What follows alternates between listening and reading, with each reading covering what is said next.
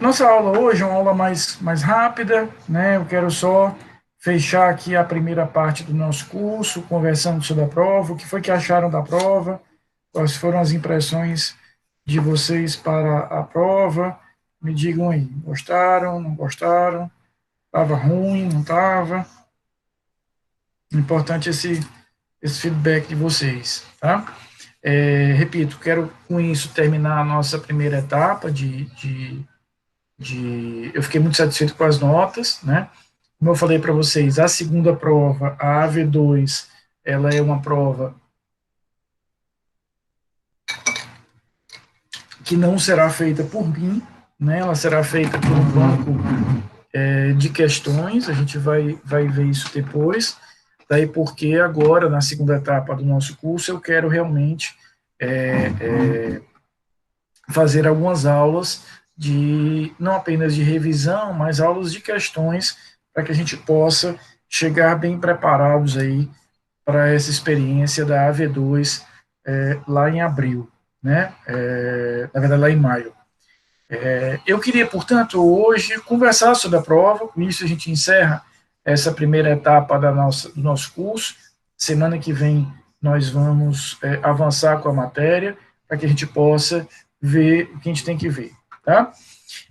Na primeira questão, eu indagava a vocês o seguinte: um cadáver com marcas de lesões típicas de projéteis de arma de fogo é encontrado às margens de um rio de uma pequena localidade por um grupo de moradores da região.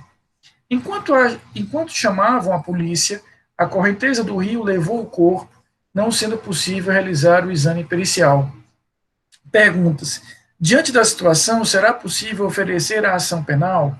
Veja, eu fui muito tolerante nessa resposta, porque na verdade o que, é que eu queria que vocês tivessem dito? Eu queria que vocês tivessem dito o seguinte: depende. Né? A gente sabe que pelo artigo 167 é possível sim a substituição da prova pericial, no caso de exame de corpo de delito, pela prova testemunhal. É tolerado, é possível, é permitido isso. Porém, né, eu vou ter que avaliar se no caso concreto, naquela situação especificamente concreta, essa prova testemunhal, ela é uma prova que possa, de alguma maneira, dar a segurança, já te ouço, Vitor, dar a segurança para que eu tenha a certeza de quem era a vítima, qual é a causa da morte. E eu acabei tolerando todas as respostas, porque um ou outro colocou, às vezes, só um lado ou só o outro, eu fui, repito, bastante tolerante nessa resposta. Mas, a princípio, seriam duas possibilidades. Aquelas testemunhas conseguiram realmente identificar a vítima, conseguiram trazer informações seguras, robustas, que apontam ali a causa da morte, a origem daquela determinada morte? Sim, então eu posso realizar essa substituição. Mas, se não, eu não teria ali como ter essa prova. Ou seja, o fato do Código de Processo Penal autorizar em tese essa substituição não significa que eu possa fazê-la ou que ela será de fato válida em todos os cenários, tá? Vitor. Professor, quando eu fiz essa pergunta, eu citei um outro artigo. Eu expliquei o 167, mas eu lembrei. Peraí, tem exame de corpo de delito indireto, em que eu posso dar provas de testemunha, de documentos, ou perícia indireta, para provar uma sequência lógica de fatos, para dizer que o crime ocorreu. É possível, Vitor, é possível, mas você teria uma dificuldade, porque veja, qual é a diferença? É possível, né? Eu vi tua resposta, inclusive considerei sua resposta. Mas qual é a diferença? No exame de corpo de delito indireto, eu tenho informações documentais, raio-x, tomografia, laudo médico, ou uma fotografia, um vídeo da cirurgia, e com isso eu consigo produzir uma prova pericial. Nesse caso, dificilmente eu teria esses elementos de prova que me autorizassem, que me permitissem chegar a uma conclusão técnica a ponto de eu carimbar aquilo ali como uma prova pericial, mesmo indireta. Né? Vai depender do caso concreto, é por isso que eu não posso descartar essa possibilidade e validei integralmente a sua questão, não dá para descartar, é bem verdade. Mas há uma dificuldade adicional, porque a prova pericial indireta, o exame de corpo de delito indireto, ele tem que ter uma base documental para, em cima disso, eu ter a possibilidade de fazer aí uma análise técnico-pericial mais eficaz. A segunda questão é uma questão que a gente viu muito em sala, que é o que acontece com o acordo de colaboração premiada e as provas trazidas pelo agente colaborador, se depois de firmado o acordo, o Ministério Público descobrir que o agente colaborador omitiu informações.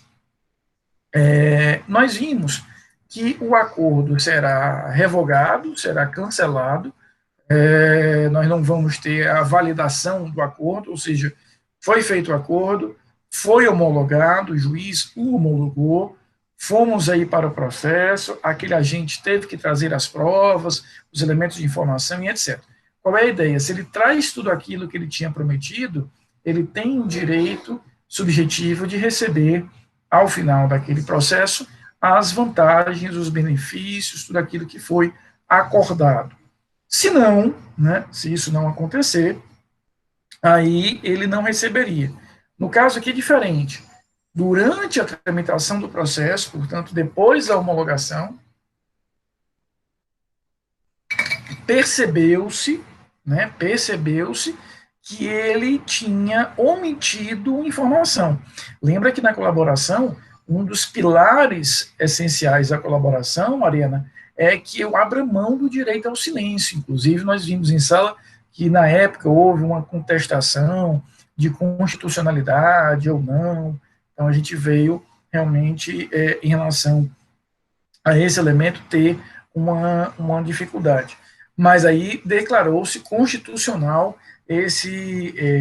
essa possibilidade de você ter ali a parte abrindo mão do direito ao silêncio. Então, ele tem efetivamente que trazer ao processo, que colaborar com o processo, com todas as informações, todas as provas. Ele não pode omitir fatos que ele tenha praticado, ele não pode omitir a destinação de patrimônio, ele não pode omitir a destinação de recursos. Então, se durante o processo eu percebo que houve uma omissão por parte do agente, o acordo será realmente cancelado, né? Eu vou cancelar aquele acordo perde qualquer possibilidade de validação, de reconhecimento e etc.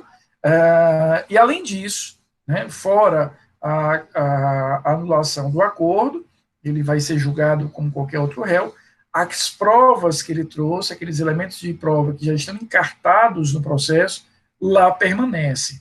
Né, aqueles elementos de prova que estão nos autos, lá permanecerão. Eu não os retirarei por nenhum motivo.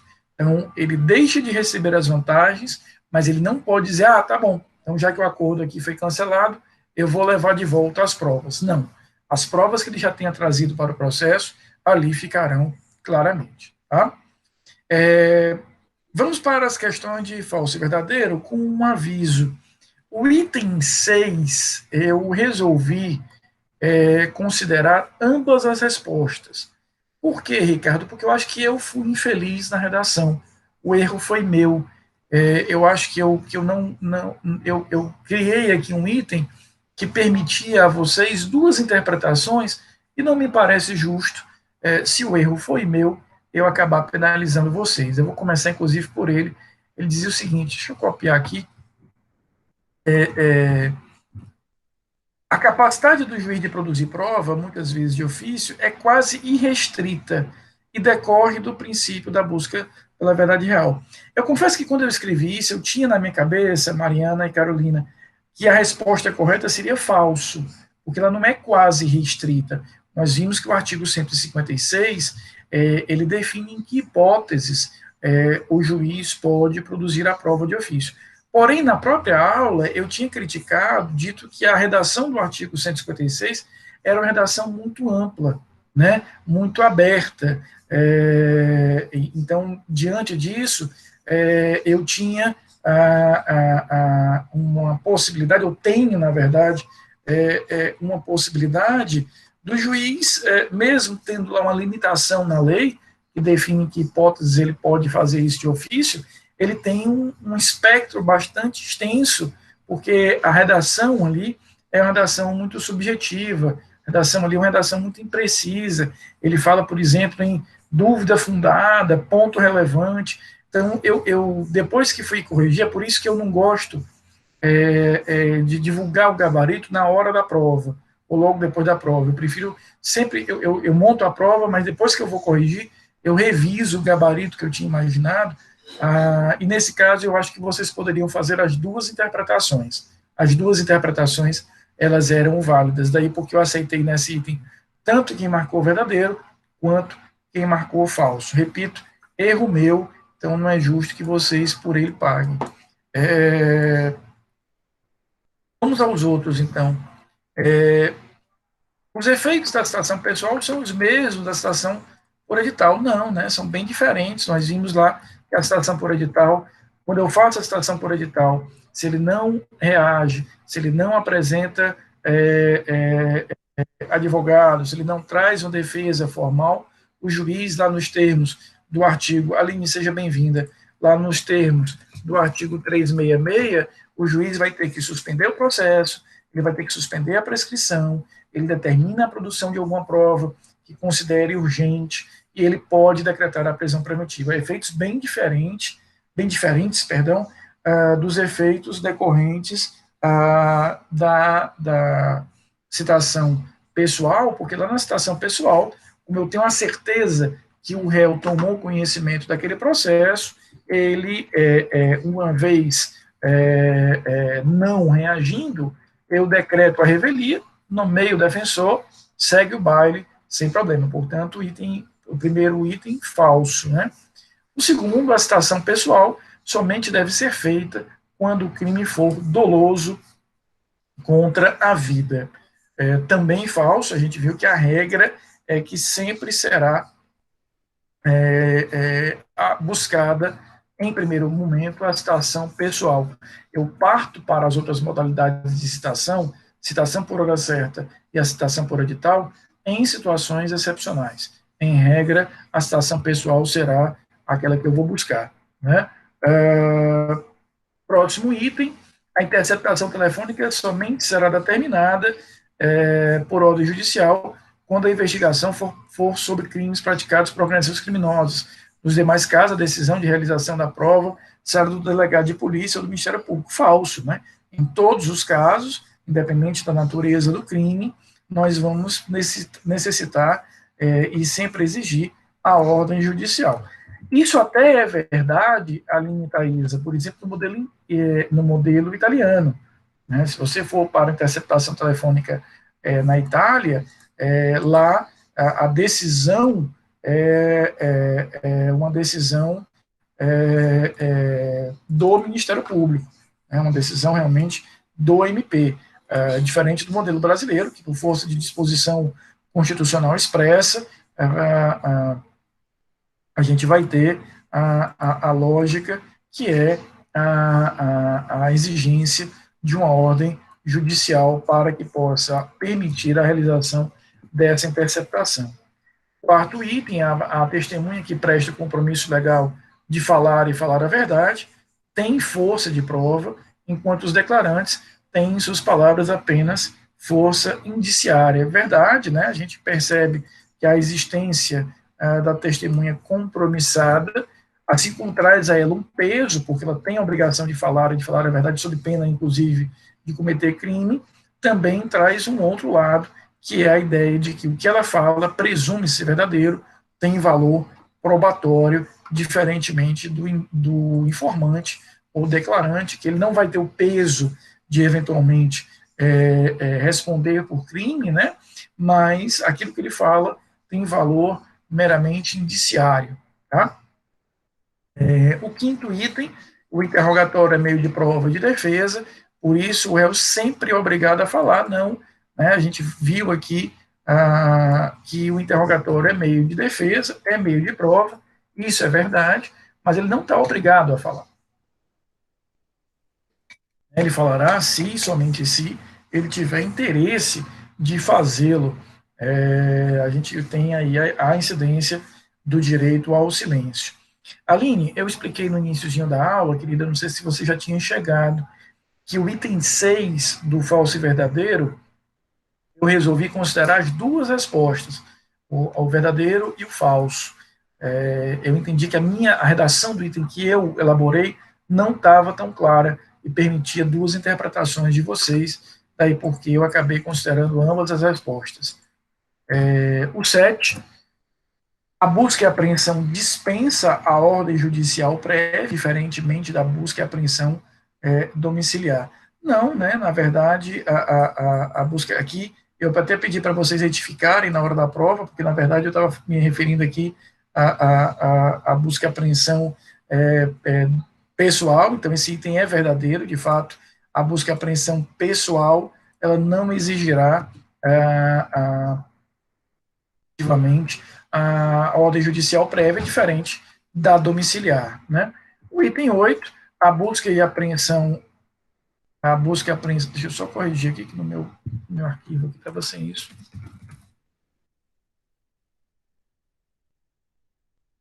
A busca e apreensão pessoal só é permitida com autorização judicial prévia, quer seja pessoal ou domiciliar, não, né? A gente viu que a busca e apreensão pessoal dispensa a ordem judicial anterior.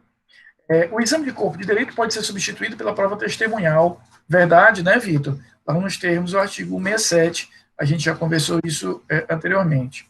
Professor, nesse item, eu até fiquei na dúvida, porque eu pensei assim, ele só pode ser substituído quando não há vestígios? Mas veja, Mariana, é por isso que eu coloco esse tipo de item, porque a gente precisa treinar, e aqui é uma lógica, Marianinha, de treinamento mesmo. Está corretíssimo, o que você fala está correto. Rafael, mas espera aí, ele só pode substituir se não tiver vestígio. Mas o que o item está dizendo? O exame de corpo de delito pode ser substituído. Ponto. Ele não condicionou, ele não disse apenas em tal caso. Então, a gente, quando responde a um item objetivo, quer seja de falso verdadeiro, quer seja de múltipla escolha, a gente tem que ter muito cuidado sobre o enunciado que ele está te propondo ali. Porque às vezes a gente sabe mais, que é o teu caso, você está enxergando além, mas veja, o fato de ter um condicionante não quer dizer que essa afirmativa não esteja verdadeira. Ele está dizendo, pode ser substituído. Pode. Verdade, eu tinha até marcado verdadeira, aí depois eu decidi mudar porque eu pensei nisso. Mude não. Primeiro pensamento sempre tende a ser mais correto, né? E a neurolinguística isso, né? Porque é aquele pensamento que vem das construções neurais que você fez no estudo. Então, aquela coisa que marquei tal coisa, mudei a resposta e era outra. Isso não é à toa. É porque realmente a gente tem uma programação mental muito voltada a te apresentar a resposta que é fruto daquele estudo, daquela leitura. Então, você até pode mudar. Isso vale não apenas para a minha prova, mas para todas as provas que vocês façam e vale também para mim. Até pode mudar, mas quando é que a gente vai mudar? Quando eu tenho muita convicção de que realmente a resposta é outra. Né? Mas eu até me lembro, Mariana, você me fez lembrar de uma questão do exame de ordem. Sandra, seja bem-vinda, Luana também. Nós já estamos finalizando aqui nos comentários da prova, mas de qualquer maneira a aula está sendo gravada e depois eu vou subir lá para o AVA. Mariana, você me fez lembrar de uma questão de uns anos atrás, do exame de ordem, que era uma questão, inclusive, que eu acho muito tola, muito boba, mas veja o que ela perguntava. Existe um dispositivo no Código de Processo Penal, no artigo 21, que diz que o delegado poderá determinar que o preso fique incomunicável. Isso está escrito lá no Código de Processo Penal. Só que esse dispositivo, repito, do artigo 21 do Código de Processo Penal, ele não foi recepcionado pela Constituição de 88. Porque a Constituição de 88, quando ela trata dos estados excepcionais, estado de defesa e estado de sítio, ela diz que nem mesmo no estado de defesa e no estado de sítio, o preso pode ficar incomunicável. Ora, qual é a interpretação que eu faço? se nos estados excepcionais previstos na Constituição eu não posso ter o preso incomunicável, muito menos no estado regular normal. Então, o artigo 21 não há nenhuma dúvida, zero dúvida, de que ele não foi recepcionado. Não existe nenhum caso no Brasil, em nenhuma circunstância, em nenhuma hipótese que autorize, que tolere, que permita a incomunicabilidade do preso. Fato. Aí olha a questão que o exame de ordem propõe para a gente, Mariana. Segundo o Código de Processo Penal, é correto afirmar. Aí um dos itens, que foi o item que a banca considerou correto, dizia: o delegado poderá determinar a incomunicabilidade do preso. É uma pergunta muito mal elaborada, é uma questão traiçoeira e maldosa, porque a pessoa que estudou mais vai lembrar: não, mas peraí, isso aqui não foi recepcionado pela Constituição, a Constituição não tolera a incomunicabilidade em nenhum caso, tal. Mas não era isso que ele perguntava. O que ele dizia? O Código de Processo Penal diz isso. E ele diz, ele não foi revogado. Se você abrir o código agora, vai encontrar lá o artigo 21. Ele apenas não foi recepcionado, é um outro instituto. Ele não perguntou ali se estava válido, se era possível aplicar, se era eficaz. Ele silencia, ele diz: o código diz isso. Então, é muito legal, a tua pergunta realmente é muito interessante, para a gente poder treinar esse tipo de habilidade, que não é tão fácil, porque a tendência nossa qual é? Como a gente estudou mais, a gente enxerga mais, e a gente vê além disso, a gente vai ter uma tendência de querer enxergar ali algo que a questão não está dizendo. Mas não, eu tenho que muitas vezes, sobretudo em questões objetivas, ter um raciocínio, repito, mais bitolado, mais limitado em relação a isso. Tá, Mariana? Eu agradeço demais a tua colocação. Então, nesse caso, era uma questão muito boba do exame de ordem, porque acabava privilegiando aquele que estudou pouco, né? Porque aquele que estudou pouco leu ali o código, de fato vai lembrar que o artigo 21 diz aquilo e não vai fazer toda essa análise de fundo constitucional. 10. Quando o réu é citado por edital e não apresenta defesa, o juiz necessariamente decretará a revelia do acusado. Falso, né? Porque nós vimos que no caso do réu citado por edital que não apresentar defesa, eu estou obrigado a aplicar aquelas regrinhas lá do artigo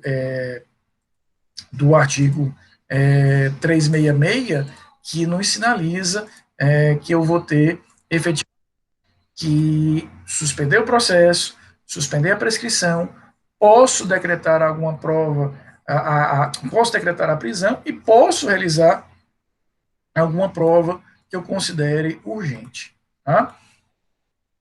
Queridos, gostaram da prova? Repito, hoje realmente eu queria fazer uma aula mais light, vocês estão saindo aí de uma semana intensa de provas, né? Até porque realmente o AVA não nos ajudou muito, né, Sandra? Mas vencemos, as notas foram muito positivas. Eu não lancei a nota ainda no Unif Online, estava esperando ter essa conversa com vocês para saber se havia alguma divergência de gabarito, mas até amanhã as notas já estarão no Unif Online também, já estão no AVA, e até amanhã eu lançarei no Unif Online. E aí na semana que vem, quinta-feira, lembrando, é feriado, né, dia da data magna do Ceará, mas na semana que vem a gente volta e retoma a matéria, e aí já com um ritmo mais pensado nessa preparação para a AV2, que será lá em maio, que a gente vai ter realmente uma dinâmica diferente, porque será uma prova feita de uma maneira assemelhada, digamos assim, com a chamada colegiada que vocês tinham no semestre passado. Alguma dúvida, alguma colocação? Gostaram da prova? O tempo foi confortável para fazer a prova? Foi tranquilo? Né? Exato, Sandra. Sempre a gente tem que ter um jogo de cintura, sobretudo quando a gente trabalha com essa dinâmica, né? Tão complexa desses tempos remotos, mas acontece, né? Professor, e também ajudou muito ter disponibilizado hoje, porque como o AVA estava muito lento, ter que ficar passando as questões ia ser mais complicado. Mariana, isso eu pensei desde o semestre passado. Eu sei que por exemplo, para mim é mais trabalhoso se eu tivesse usado, como muitos colegas usaram, o questionário, né, para mim é muito mais fácil, porque o questionário ele corrige e já me dá nota fechada. No caso, usando como tarefa, eu repito, acabo tendo que corrigir. Mas eu prefiro fazer assim, porque vocês ficam menos dependentes do AVA, né? Tira, baixa, faz a prova, depois entra só para carregar. Eu acho que a gente vai ter uma dinâmica maior. Por isso que eu vou seguir assim. Na segunda prova, não, repito, na segunda prova a gente vai ter uma dinâmica muito diferente. Porque já vai ser uma prova pronta e acabada que eu vou receber da universidade. Mas a terceira e última prova, a gente volta para essa mesma lógica, tá? Sandra, nessa primeira questão subjetiva, eu esperava de vocês duas respostas, mas eu considerei aqueles que consideraram só uma. O que diz o Código de Processo Penal? Na falta do exame de corpo de delito, sim, é possível substituí-lo pelo exame pericial, pela prova testemunhal, perdão. Agora, resta saber, Sandra, se no caso concreto, aquelas testemunhas, elas me darão as informações seguras para que eu possa identificar realmente quem é a vítima, para que eu possa saber qual foi a causa da morte. Então, ali você poderia ler essa questão, interpretá-la de dois caminhos. E era o que eu queria que vocês fizessem, dizendo, olha, se as testemunhas são capazes de identificar e quem é a vítima, Luana, e determinar a causa da morte, tudo bem, eu vou substituir pela prova testemunhal e vou utilizar isso para comprovar a materialidade. A segunda resposta, Luana, é não. As testemunhas não são capazes, por exemplo, de identificar quem é a vítima, de definir se de fato houve ali uma lesão ou não houve, ou seja, o fato do código autorizar que eu substitua pela prova testemunhal não quer dizer que no caso concreto, dentro de uma análise casuística, nós possamos, de fato, ter essa substituição, porque pode ser que aquela prova testemunhal seja muito imprecisa, seja uma prova não muito aplicável a esse determinado caso, ou seja, ela não me dê a dimensão robusta que eu preciso para substituir a prova pericial. Tá claro, Sandra e Luanda? Beleza?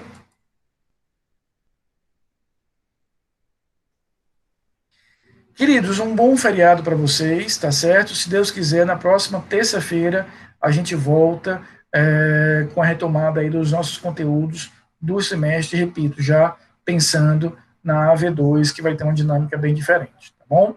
Um beijo grande, obrigado pela paciência e a gente se encontra semana que vem. O procedimento criminal ainda não acabou.